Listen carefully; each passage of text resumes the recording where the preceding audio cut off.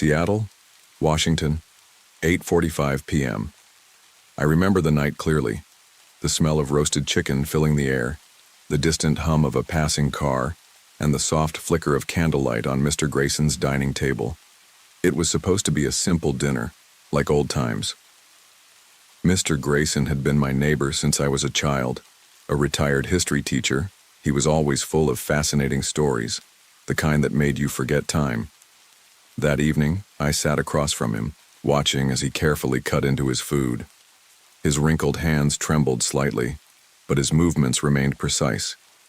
He was dressed as neatly as ever, buttoned-up shirt, vest, and a silver watch that he always wore. The ticking of that watch seemed louder than usual.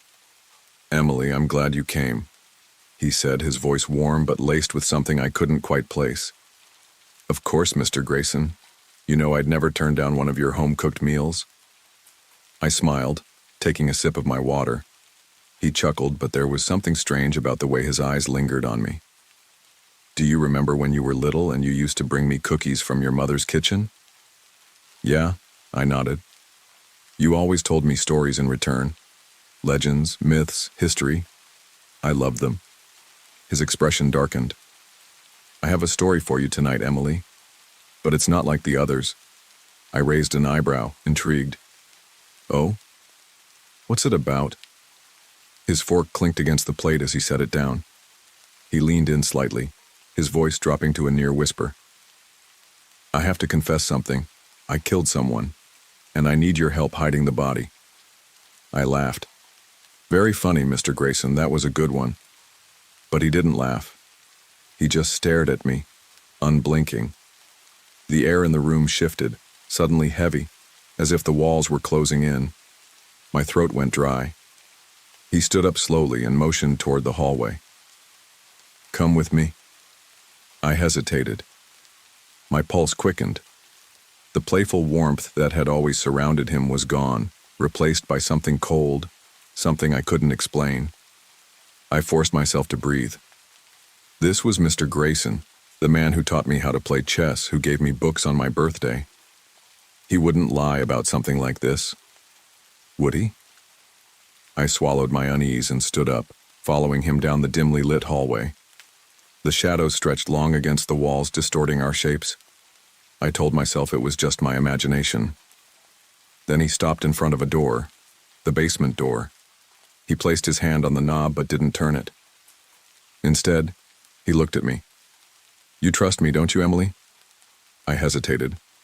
I guess. "Good." He pushed the door open. The basement was dark. A damp smell drifted up, something stale, something wrong. A single overhead bulb flickered weakly, casting a dull glow on the wooden steps leading down. My stomach tightened. Mr. Grayson stepped inside first, his shoes creaking against the floorboards. I followed, my heartbeat drumming in my ears. He pointed to the far end of the room, and then I saw it. A large stain, dark, soaked into the concrete. Blood. The breath left my lungs. I took a step back, my legs trembling. "Still think I'm joking?" Mr. Grayson's voice was steady, calm. I couldn't move. I couldn't think. Then, just as I opened my mouth to say something, anything, my phone buzzed in my pocket. I fumbled to grab it, my hands shaking as I read the message. "Mom, Emily, whatever you do, don't go to Mr. Grayson's house. He died last night in his sleep." The phone nearly slipped from my grasp.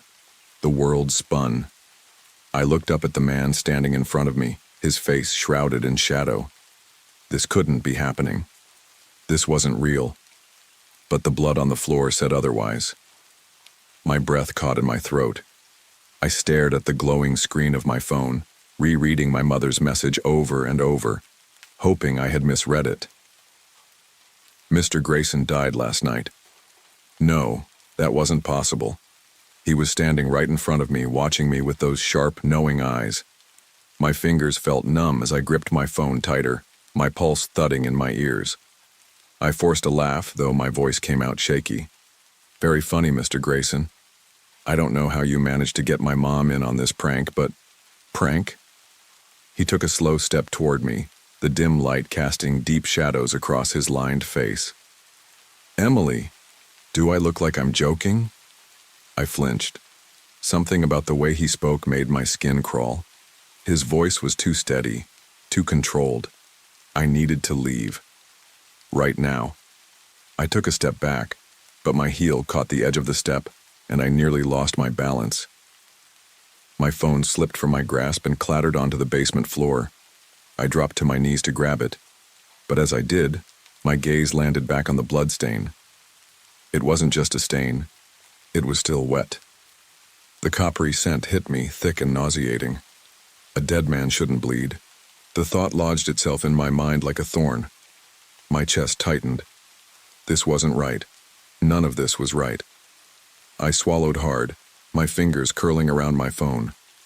I had to get upstairs, out of this house, into the cool night air where I could think clearly. I looked up at Mr. Grayson. He was standing perfectly still, watching me, studying me, his expression unreadable. I should go, I stammered, forcing myself to sound casual. My mom just texted and she needs me home.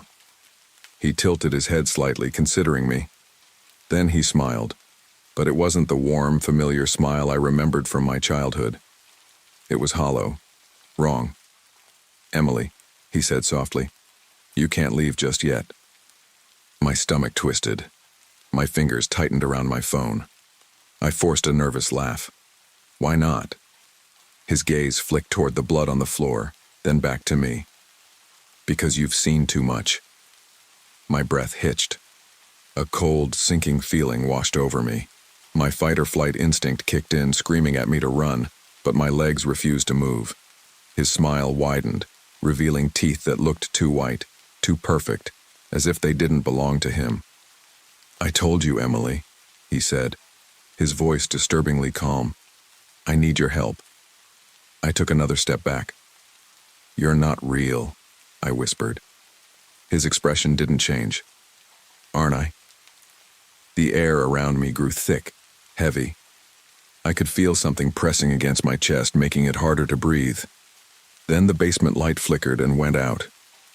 I was plunged into total darkness. The moment the light went out, the basement seemed to swallow me whole. The darkness was suffocating, thick like a heavy blanket pressed against my skin. I couldn't see my own hands in front of me, couldn't tell where Mr. Grayson was standing. My breath came in sharp, uneven gasps as I clutched my phone tighter. The only sound was the steady ticking of his watch. It had been soft before, almost unnoticeable, but now it echoed through the basement, each second stretching unbearably long. Tick, tick, tick. Then I heard something else, a faint shuffle, the sound of movement. "Mr. Grayson?" My voice barely came out. It felt wrong saying his name, as if acknowledging him would make this nightmare more real. No answer. I fumbled with my phone, my fingers trembling as I tried to turn on the flashlight. My screen glowed dimly, casting weak light across the concrete floor. The blood was still there, dark and fresh, but the space where Mr. Grayson had been standing was empty. A chill ran down my spine. I swung the light around wildly, my breath hitching with each flicker of movement in the shadows. I knew I wasn't alone. I could feel it, the presence of something, watching me. Then behind me, a voice. "Why are you afraid, Emily?" I spun so fast that I nearly dropped my phone. The beam of light landed on him. Mr. Grayson stood at the base of the stairs, just a few feet away. He hadn't made a sound when he moved there. His expression was calm, too calm, as if this was all perfectly normal. "You don't have to be scared," he continued, taking a step toward me. "You're part of this now." My entire body locked up. Number I'm not. He tilted his head, studying me like I was some kind of puzzle he was trying to solve. "I thought you liked my stories, Emily." I took a slow step back. "Not this one." His smile faltered. "That's a shame, because this one is far from over." I turned and bolted toward the stairs. I didn't care if I tripped, didn't care if I looked foolish, I just needed to get out of there. My foot hit the first step, then the second. My heart pounded. Just a few more, and I'd be back in the hallway, back where there was light, where I could breathe. Then, something grabbed my ankle. I screamed. The grip was ice cold, fingers digging into my skin with impossible strength. My flashlight wobbled, casting wild beams of light over the basement walls. Emily. His voice was right behind me now, too close, whispering in my ear. You can't leave. I kicked out wildly, my heel connecting with something solid. The grip loosened for a fraction of a second, just enough for me to lunge forward. I scrambled up the stairs, my pulse hammering. I reached the door, grabbed the handle, and twisted. Locked. A choked sob escaped me. Behind me on the stairs, I heard him chuckle. The door wouldn't budge.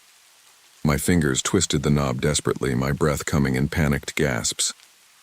Locked. Behind me, footsteps creaked on the stairs. Slow, unhurried. Emily, Mr. Grayson's voice was low, almost amused. Why are you trying to leave? We're just getting started. I banged on the door, my palms slamming against the wood. Help! I screamed, hoping, praying, that someone, anyone, would hear me. But my voice felt swallowed by the house itself. I spun around, pressing my back against the door. My phone's flashlight wavered as I pointed it down the stairs. The beam landed on him. He was standing halfway up, watching me. His silver watch gleamed in the dim light, its ticking now impossibly loud. Tick, tick, tick. You shouldn't have come here, he said. I gritted my teeth. You invited me. A slow smile spread across his face. Did I? Something inside me twisted. He was playing with me, bending reality around me like a puppet master pulling strings. I looked at my phone. No signal. No way to call for help. My only way out was through him. I had to think fast. Okay, I said, forcing my voice to steady. Let's say I believe you.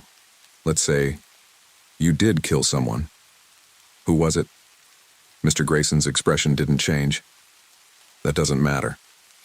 It does to me. I pushed. You said you needed my help. How can I help if I don't know who's down there? Silence. Then, with agonizing slowness, he turned his head slightly, just enough for me to notice something behind him in the basement's farthest corner. My flashlight beam followed his gaze, and that's when I saw it. A body, slumped against the wall, half hidden in shadow. The clothes were torn, soaked in dark stains. The face was turned away, but the way the limbs lay, wrong. I choked on a gasp. My stomach twisted violently.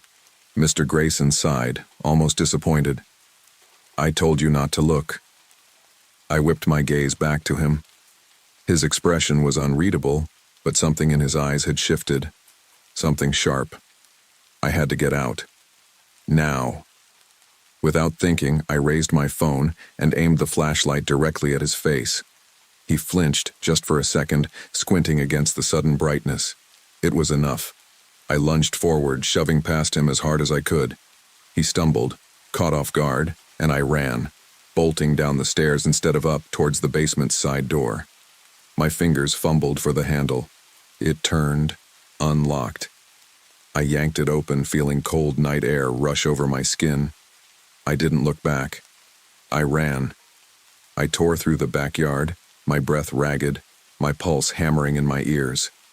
The cold Seattle air bit at my skin, but I barely felt it. My only thought was to run. To get as far away from Mr. Grayson's house as possible. Behind me, the basement door slammed shut. Was he following me? I didn't stop to check.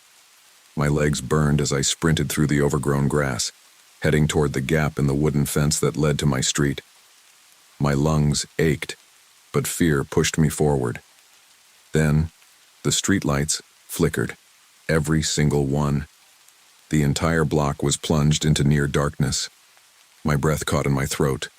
This wasn't happening. I reached the sidewalk and fumbled for my phone, but the screen was dead. No light, No response. Just a black screen reflecting my terrified face. I turned, gasping for air, and looked back at Mr. Grayson's house. The windows were dark. No sign of movement.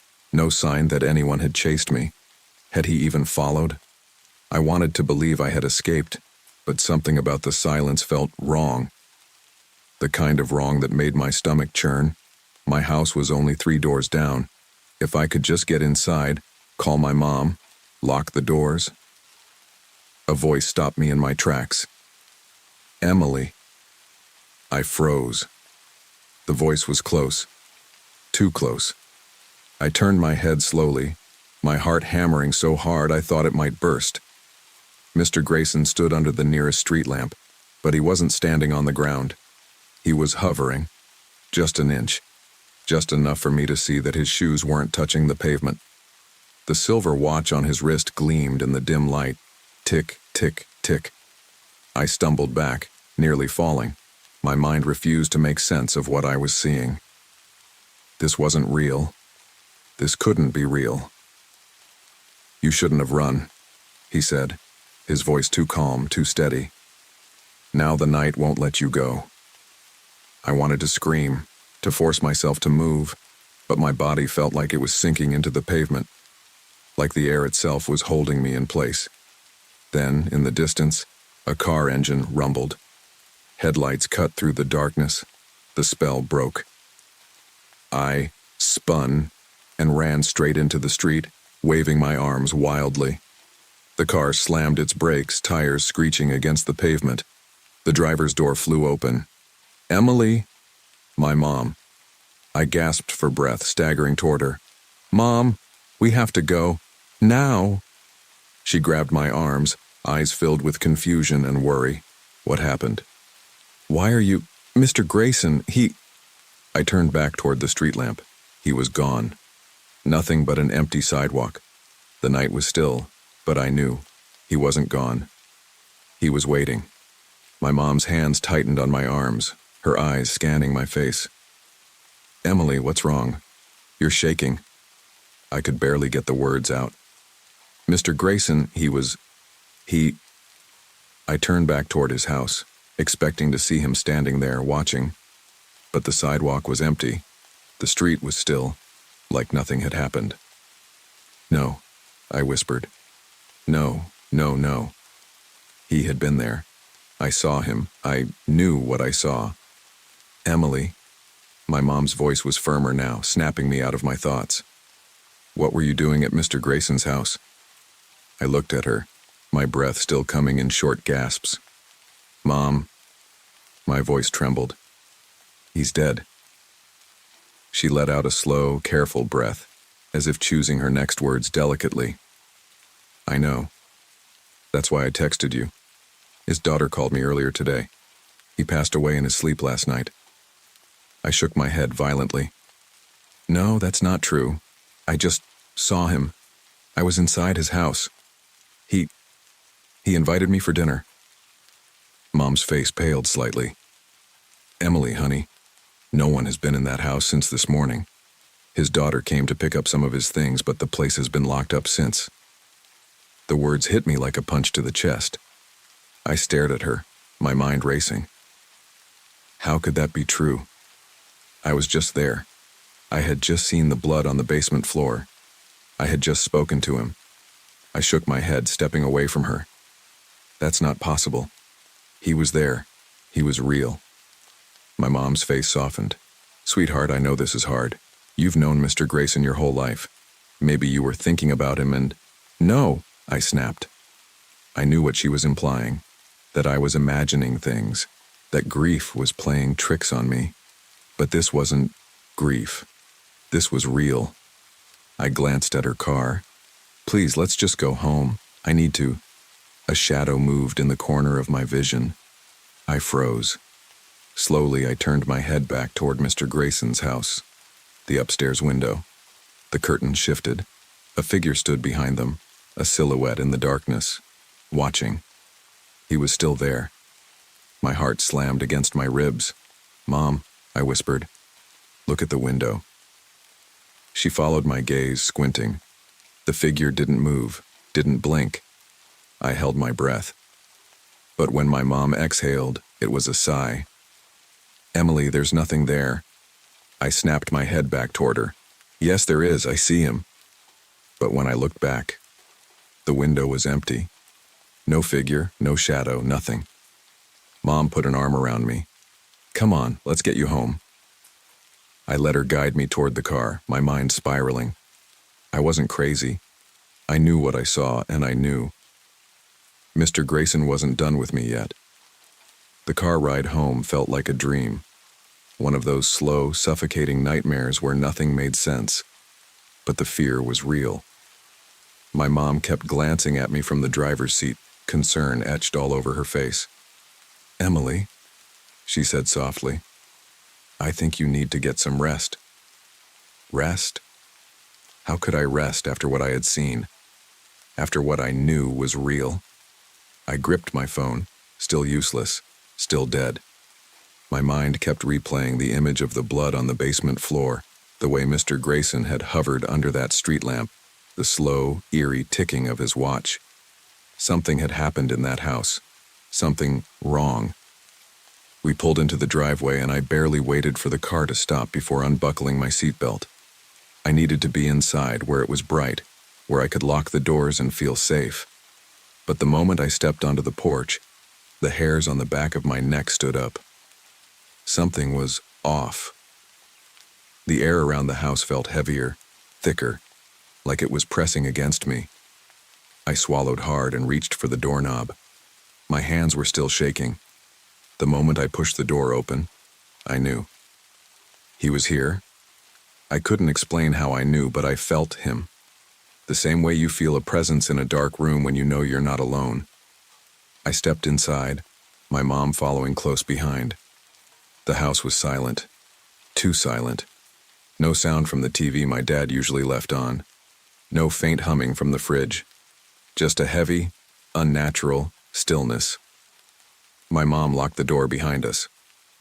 "I'll make you some tea," she said gently. "It'll help calm you down." I nodded numbly, though I knew nothing could calm me down right now. I moved through the house slowly, my heart hammering. The living room, the hallway, the kitchen, everything looked normal, but something in the air felt wrong. Then, the hallway light flickered. I spun around, my breath catching. "Mom?" I called. But she was still in the kitchen, humming softly as she boiled water. I was alone in the hallway. I turned back toward my bedroom, pushing the door open. I had never been so relieved to see my familiar bed, my desk, my posters on the walls. I exhaled shakily and stepped inside, closing the door behind me. Then I saw it, my bedroom window. Open. Wide open. My chest tightened. I hadn't left it open. I knew I hadn't. The wind stirred my curtains, and for a second, just a second, I caught a faint scent. Something stale, something old, like the basement. And then, in the reflection of my mirror, I saw him. Mr. Grayson, standing right behind me. A scream rose in my throat, but no sound came out. My body locked up, frozen in place as I stared into the mirror. Mr. Grayson stood behind me. His face was pale, his skin almost waxy under the dim glow of my bedside lamp. His silver watch gleamed, still ticking, the sound filling my ears. But his eyes, they were wrong. Empty. Dark. Like something wearing his skin, but not quite him. I couldn't breathe. Slowly, his mouth curved into a thin, unnatural smile. "Emily," he whispered. My body jolted into action. I spun around, my heart slamming against my ribs. No one was there. The air behind me was empty. My room was exactly how I had left it, except for the window, still wide open, curtains billowing gently. I stumbled back, my breath coming in short, ragged gasps. My hands shook as I grabbed the window frame and slammed it shut, locking it. I turned back toward the mirror. Mr. Grayson was still there. Only now he wasn't standing behind me. He was staring at me from inside the reflection. I stumbled back, hitting the edge of my desk. My mind screamed at me that this wasn't possible. that reflections didn't work like this. His eyes followed me. "You let me in," he murmured. I shook my head violently. "Number, you're not real." His smile widened. "Aren't I?" Then the mirror cracked. A thin, jagged line split right down the middle, distorting his face. But he didn't disappear. He laughed. The sound sent a cold shiver through my entire body. It wasn't the warm, familiar chuckle I had grown up with. It was something else. Something wrong. I grabbed the closest thing I could, a book from my desk, and hurled it at the mirror. The glass shattered. A sharp ringing filled my ears as shards exploded onto the floor. My reflection was gone. Mr. Grayson was gone. For a second, all I could hear was my own ragged breathing. My chest heaved as I backed away from the broken mirror, my pulse a wild drumbeat in my ears. Then, a soft knock on my bedroom door. My stomach dropped. "Emily?" My mom's voice. "Are you okay?" I heard a noise. I opened my mouth, about to tell her everything, but then I hesitated. Would she even believe me? I looked at the shattered mirror again, my mind spinning. Had I imagined it? No. Number one knew what I had seen. Another knock. "Emily?" I swallowed hard, forcing my voice to stay steady. Yeah, I just knocked something over." Silence. Then, "All right, sweetheart, get some sleep." Her footsteps faded down the hall. I exhaled shakily and turned back toward my window. A fresh set of footprints was now visible on the inside windowsill. He had been in my room. I couldn't move. I couldn't breathe. The footprints on the windowsill were faint but unmistakable. The dust had been disturbed, smeared into the shape of something that had stood there. Inside my room. My pulse pounded in my ears. I had locked the window. I had shut it tight, but those prints weren't there before. I swallowed hard, my hands clammy as I backed away from the window. My shattered mirror still lay in pieces on the floor, jagged shards reflecting fractured pieces of my room. Pieces of me. I needed to get out. I tiptoed toward my bedroom door, my fingers trembling as I reached for the knob. "Turn it slowly. Don't make a sound." I twisted it inch by inch, then pulled the door open just enough to slip through. The hallway was dark, quiet except for the distant hum of the refrigerator downstairs. My mom had gone to bed. I could feel something watching me. I crept down the hallway, my skin prickling with the weight of unseen eyes. Every shadow seemed to shift as I passed. The air was thick, heavy, wrong. I reached the living room and grabbed my mom's house phone. My hands were shaking so badly that I almost dropped it as I punched in the numbers. 911. I pressed the call button and held the phone to my ear. Silence. No ringing, no operator's voice. Just nothing. I pulled the phone away and stared at it. The screen was blank. Not dead, just empty, as if the numbers had never been dialed. I slammed it down, my breath hitching. My whole body felt like it was wrapped in ice. A soft creak sounded behind me. I turned slowly. The hallway light flickered once, casting shadows that stretched unnaturally long across the walls. Then, footsteps. Slow, deliberate, coming from my bedroom. I ran. I didn't think. I didn't hesitate. I just ran for the front door. My fingers fumbled for the lock, twisting it hard. It didn't move. I tried again. Nothing. The deadbolt was stuck, a breath, right behind me. Cold air brushed against the back of my neck, sending a violent shiver down my spine. I whirled around. Nothing. But the footsteps were still coming. Closer. I yanked at the door again, my heartbeat a frantic drum in my chest. I twisted the handle, slammed my shoulder against it. Click. The lock finally gave. I threw the door open and ran into the night. The cold air hit me like a slap, but I didn't stop. I sprinted across the yard, past the driveway, down the street.